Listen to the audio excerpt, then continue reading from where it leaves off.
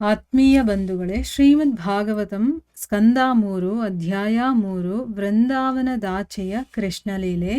ಇದರಿಂದ 2 ಶ್ಲೋಕಗಳನ್ನು ನಾವು ಇವತ್ತು ತಿಳ್ಕೊಳ್ಳೋಣ. ಶ್ಲೋಕ 3. ಸಮಾಹುತ ಭೀಷ್ಮಕನನ್ಯಯಾಯೇ ಶ್ರೀಯಸ್ಸವರ್ಣೇನ ಬಭೂಷಯೈಷಾಂ ಗಾಂಧರ್ವವೃತ್ತ್ಯಾ ಮಿಷತಾಂ ಸ್ವಭಾಗಂ ಜಹ್ರೇ ಪದಂ ಮೂರ್ಧ್ನಿ ದಧತ್ಸು ಪರ್ಣಃ. ಅನುವಾದ: ಭೀಷ್ಮಕ ರಾಜನ ಮಗಳಾದ ರುಕ್ಮಿಣಿಯ ಚೆಲುವಿಗೂ ಸಂಪತ್ತಿಗೂ ಆಕರ್ಷಿತರಾದ ಅನೇಕ ಮಂದಿ ಶ್ರೇಷ್ಠ ರಾಜಕುಮಾರರು ಆಕೆಯನ್ನು ವರಿಸುವುದಕ್ಕಾಗಿ ಬಂದು ಸೇರಿದ್ದರು. ಆದರೆ ಭಗವಾನ್ ಕೃಷ್ಣನು ಆಶಾಪೂರ್ಣರಾದ ಇತರ ಸ್ಪರ್ಧಿಗಳನ್ನೆಲ್ಲ ಹಿಂದೆ ಹಾಕಿ ಗರುಡನು ಅಮೃತವನ್ನು ಒಯ್ದ ಹಾಗೆ ತನ್ನ ಪಾಲನ್ನು ತಾನು ಒಯ್ಯುವಂತೆ ರುಕ್ಮಿಣಿಯನ್ನು ಕೊಂಡೊಯ್ದನು. ಶ್ಲೋಕ 4. ಕಕುದ್ಮಿನೋ ವಿದ್ಧನಸೋ ದಮಿತ್ವಾ ಸ್ವಯಂವರೇ ನಾಗ್ನಜಿತೀಮುವಾಹ ತದ್ಭಗ್ನಮಾನಾನಪಿ ಗೃಧ್ಯತೋಗ್ನಾನ್ ಜಘ್ನೇಕ್ಷತಃ ಶಸ್ತ್ರಭೃತಃ ಸ್ವಶಸ್ತ್ರೈಃ.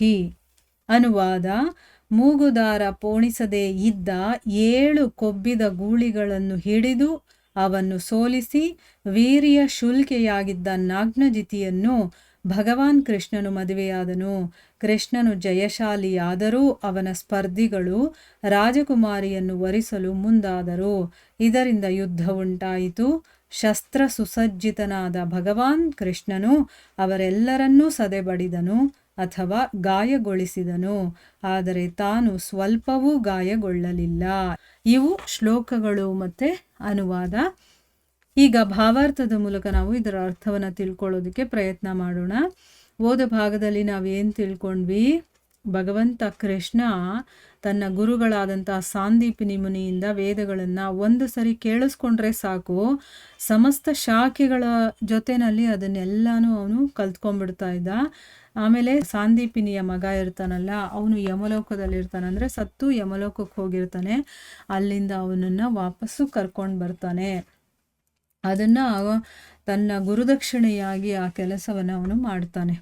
ಈಗ ಈ ಶ್ಲೋಕದಲ್ಲಿ ಏನು ಹೇಳ್ತಾ ಇದ್ದಾರೆ ಅಂತ ತಿಳ್ಕೊಳ್ಳೋಣ. ಭೀಷ್ಮಕ ರಾಜನ ಮಗಳು, ಅವಳ ಹೆಸರೇನು ರುಕ್ಮಿಣಿ. ಅವಳು ತುಂಬಾನೇ ಸೌಂದರ್ಯವತಿ.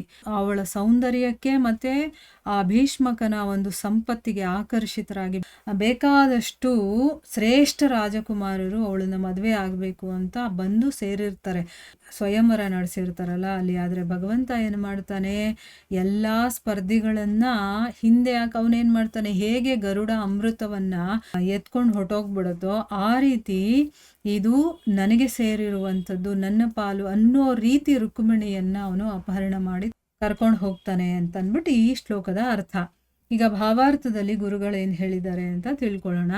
ಭೀಷ್ಮಕ ರಾಜನ ಕುಮಾರಿಯಾದ ರುಕ್ಮಿಣಿ ಬಣ್ಣದಲ್ಲಿಯೂ ಮೌಲ್ಯದಲ್ಲಿಯೂ ಚಿನ್ನದಂತಿದ್ದಳು.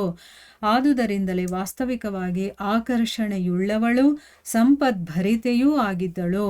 ಐಶ್ವರ್ಯದ ಅಧಿದೇವತೆಯಾದ ಲಕ್ಷ್ಮಿಯು ಪರಮಪ್ರಭುವಿನ ಸೊತ್ತಾಗಿರುವುದರಿಂದ ರುಕ್ಮಿಣಿಯು ವಾಸ್ತವಿಕವಾಗಿ ಭಗವಾನ್ ಕೃಷ್ಣನಿಗೆ ಸಲ್ಲತಕ್ಕವಳು. ಅಂದರೆ ಇಲ್ಲಿ ಭೀಷ್ಮಕ ರಾಜನ ಮಗಳು ರುಕ್ಮಿಣಿಯ ಚೆಲುವನ್ನು ವರ್ಣನೆ ಮಾಡ್ತಾ ಇದ್ದಾರೆ. ಅವಳ ಒಂದು ಬಣ್ಣ ಮತ್ತೆ ಅವಳಲ್ಲಿದ್ದಂಥ ಒಂದು ಗುಣಗಳು ಅಷ್ಟೇನೆ ಚಿನ್ನದ ಥರ ಇತ್ತು ಅಂತ ಹೇಳ್ತಾ ಇದ್ದಾರೆ. ಅಂದರೆ ಅಷ್ಟು ಪ್ಯೂರ್, ಶುದ್ಧಕ್ಕೆ ಇನ್ನೊಂದು ಹೆಸರೇ ಚಿನ್ನ ಅಂತ ಹೇಳ್ತಾರೆ ಅಲ್ವಾ. ಚಿನ್ನ ಅಷ್ಟು ಪ್ಯೂರ್ ಆಗಿರತ್ತೆ ಅಂತಂದ್ಬಿಟ್ಟು ಆ ರೀತಿ ಅವಳು ಚಿನ್ನದ ಥರ ಇದ್ಲು. ಅದಕ್ಕೋಸ್ಕರನೇ ಅವಳು ವಾಸ್ತವಿಕವಾಗಿ ಎಲ್ಲರಿಗೂ ಆಕರ್ಷಣೆ ಇದ್ದಂಥವಳು. ಮತ್ತು ಅವಳು ಸಂಪದ್ಭರಿತಳು. ಯಾಕೆ ಅಂತಂದರೆ ಅವಳು ಲಕ್ಷ್ಮಿನೇ ಅಲ್ವಾ ಅವಳು. ಅದಕ್ಕೋಸ್ಕರನೇ ಇಲ್ಲಿ ಐಶ್ವರ್ಯದ ಅಧಿದೇವತೆಯಾದಂಥ ಲಕ್ಷ್ಮಿ ಯಾರಿಗೆ ಸೇರಬೇಕು? ಪರಮಪ್ರಭುವಿಗೆ ಸೇರಬೇಕಾಗಿರುವಂಥವಳು, ಅವನ ಸೊತ್ತು. ಅದಕ್ಕೋಸ್ಕರನೇ ಇಲ್ಲಿ ರುಕ್ಮಿಣಿ ವಾಸ್ತವಿಕವಾಗಿ ಭಗವಾನ್ ಶ್ರೀಕೃಷ್ಣನಿಗೇನೆ ಸಲ್ಲಬೇಕಾಗಿರುವಂಥವಳು ಅಂತ ಹೇಳ್ತಾ ಇದ್ದಾರೆ. ಭೀಷ್ಮಕ ರಾಜನು ತನ್ನ ಮಗಳನ್ನು ಕೃಷ್ಣನಿಗೆ ಮದುವೆ ಮಾಡಿಕೊಡಲು ಇಚ್ಛಿಸಿದ್ದರು. ರುಕ್ಮಿಣಿಯ ಅಣ್ಣನು ಆಕೆಗೆ ಶಿಶುಪಾಲನನ್ನೇ ವರನನ್ನಾಗಿ ಆರಿಸಿದ್ದನು. ತನ್ನನ್ನು ಶಿಶುಪಾಲನ ಹಿಡಿತದಿಂದ ತಪ್ಪಿಸಿ ಕರೆದೊಯ್ಯುವಂತೆ ರುಕ್ಮಿಣಿಯು ಕೃಷ್ಣನನ್ನು ಬರಹೇಳಿದ್ದಳು. ಅದರಂತೆ ಶಿಶುಪಾಲನು ವರನಾಗಿ ರುಕ್ಮಿಣಿಯನ್ನು ವರಿಸಲೆಂದು ತನ್ನ ದಿಬ್ಬಣದೊಂದಿಗೆ ಅಲ್ಲಿಗೆ ಬಂದಾಗ ಕೃಷ್ಣನು ಅಲ್ಲಿದ್ದ ರಾಜಕುಮಾರರೆಲ್ಲರಿಗಿಂತಲೂ ಮುಂಚಿತವಾಗಿ ಪಕ್ಕನೆ ಬಂದು ಗರುಡನು ರಾಕ್ಷಸರ ಕೈಗಳಿಂದ ಅಮೃತವನ್ನು ಒಯ್ದ ಹಾಗೆ ರುಕ್ಮಿಣಿಯನ್ನು ಒಯ್ದು ಬಿಟ್ಟನು. ಈ ಘಟನೆಯ ಸ್ಪಷ್ಟವಾದ ವಿವರಣೆಯನ್ನು ದಶಮ ಸ್ಕಂದದಲ್ಲಿ ಕಾಣಬಹುದು. ಇಲ್ಲಿ ರುಕ್ಮಿಣಿಯ ಅಪಹರಣ ನಡೆಯುತ್ತಲ್ಲ, ಆ ಒಂದು ಘಟನೆಯನ್ನ ಇಲ್ಲಿ ವಿವರಣೆ ಮಾಡಿ ಹೇಳ್ತಾ ಇದ್ದಾರೆ. ಭೀಷ್ಮಕ ರುಕ್ಮಿಣಿಯ ತಂದೆ, ಅವನಿಗೆ ಕೃಷ್ಣನು ಕೊಟ್ಟು ಮದುವೆ ಮಾಡಬೇಕು ನನ್ನ ಮಗಳನ್ನ ಅಂತ ಇಷ್ಟಪಟ್ಟಿರ್ತಾನೆ.